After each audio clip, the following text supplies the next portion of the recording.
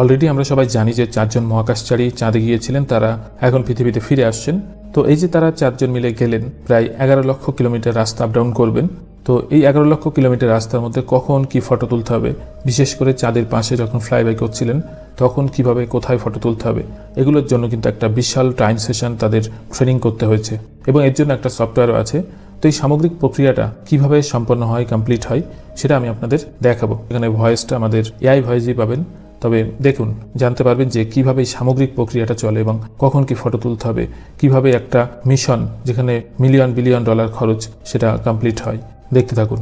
এটাই ফ্লাইবাইয়ের সময় ক্রুদের পর্যবেক্ষণে পথ দেখাবে। আর তাই আপনারা এখানে যা দেখছেন, আগামীকাল ফ্লাইবাইয়ের পুরোটা সময় ধরে ক্রুরা ঠিক এই জিনিসগুলোই দেখবেন। আপনারা বাম দিকে এক ধরনের টার্গেটের তালিকা দেখতে পাচ্ছেন, যা স্ক্রিনের উপরের বাম দিকে উল্লম্বভাবে সাজানো আছে। এগুলো হলো সেই টার্গেটগুলো যেগুলোর ছবি তোলার জন্য আমরা তাদেরকে সময়ানুক্রমিক ক্রমে অনুরোধ করছি, এবং এগুলো একটি নির্দিষ্ট ক্রমে সাজানো আছে, কারণ শেষ পর্যন্ত এই টার্গেটগুলো আমাদের চন্দ্রবিজ্ঞান সংক্রান্ত উদ্দেশ্যগুলোর সাথে সম্পর্কিত। এই মিশনের জন্য আমাদের 10টি চন্দ্রবিজ্ঞান সংক্রান্ত উদ্দেশ্য রয়েছে। আগামীকালের টার্গেটিং প্ল্যানে এই সবগুলোই অন্তর্ভুক্ত আছে, এবং আপনারা বাম দিকে যে ক্রমটি দেখতে পাচ্ছেন সেই ক্রমেই এগুলো সাজানো আছে। নিচের বাম দিকে সেই শব্দগুলো রয়েছে যা টার্গেটের তাৎপর্য ব্যাখ্যা করে।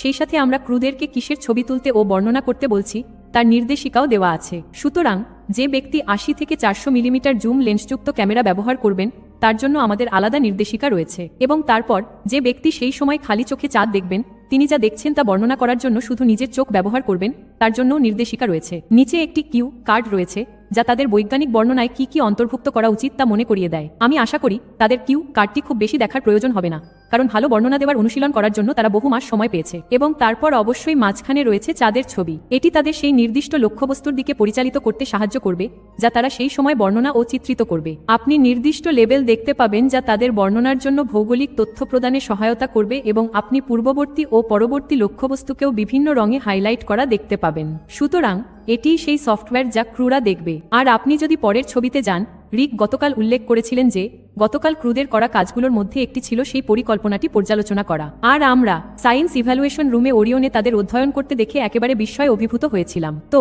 সেখানে ভিক্টর গ্লোভারকে তার ক্রু ট্যাবলেটে চন্দ্রাভিযানের পরিকল্পনাটি অধ্যয়ন করতে দেখা যাচ্ছে। গতকাল 4 জন ক্রু সদস্যই এটি অধ্যয়ন করার জন্য সময় পেয়েছিলেন, আর আগামীকাল সকালেও এটি পর্যালোচনা করার জন্য তারা কিছুটা সময় পাবেন। ক্রুরা কিভাবে প্রশিক্ষণ নিয়েছিল সে বিষয়ে গতকাল কিছু প্রশ্ন এসেছিল, তাই বিষয়টি তুলে ধরার জন্য আমি কয়েকটি ছবি দেখাতে চেয়েছিলাম। তো প্রথম ছবিটি আসলে তখনকার যখন তারা ফ্লাইট হার্ডওয়্যার অর্থাৎ 2টি নিকন ক্যামেরা পেয়েছিল, যা আগামীকাল তাদের ফ্লাইবাইয়ের মূল ভিত্তি তৈরি করবে।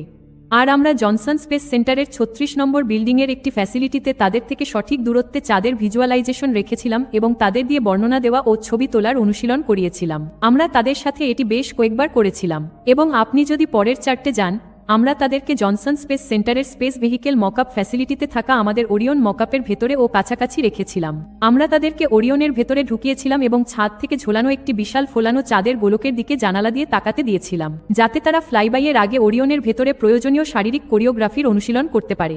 এবং সবশেষে আমি গতকাল দেখানো একটি ভিডিও দেখাবো, আপনি যদি সেটি চালান। এটি 60 সেকেন্ডে আগামীকালের ফ্লাইবাই। আগামীকাল প্রায় 5 ঘন্টার একটি সময়কাল দেখা যাবে যেখানে ক্রুরা চাঁদের আলোকিত পৃষ্ঠ পর্যবেক্ষণ করবে। গতকাল পাওয়া প্রশ্নের উত্তরে বলছি, শুরুতে তারা অ্যাপোলোর যে 2টি স্থান দেখতে পাবে সেগুলো হলো অ্যাপোলো 12 এবং 14 এর অবতরণ স্থান। চাঁদ আলোকিত থাকার কয়েক ঘন্টার সময়কাল জুড়ে তারা সেই টার্গেটিং প্ল্যান অনুযায়ী কাজ চালিয়ে যাবেন। আবারও বলছি, প্রতিটি টার্গেট আমাদের চন্দ্র বিজ্ঞান বিষয়ক উদ্দেশ্যের উপর ভিত্তি করে তৈরি, এবং পর্যবেক্ষণের পুরো সময় জুড়ে তারা দেখতে পাবেন চাঁদ কিভাবে পরিবর্তিত হচ্ছে।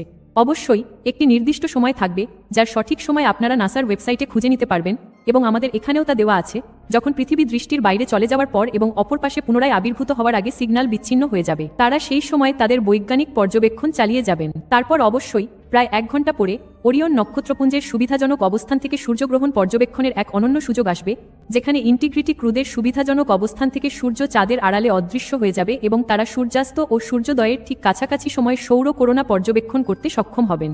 তারা দৃশ্যমান বেশ কয়েকটি গ্রহের ছবিও তুলতে পারবেন।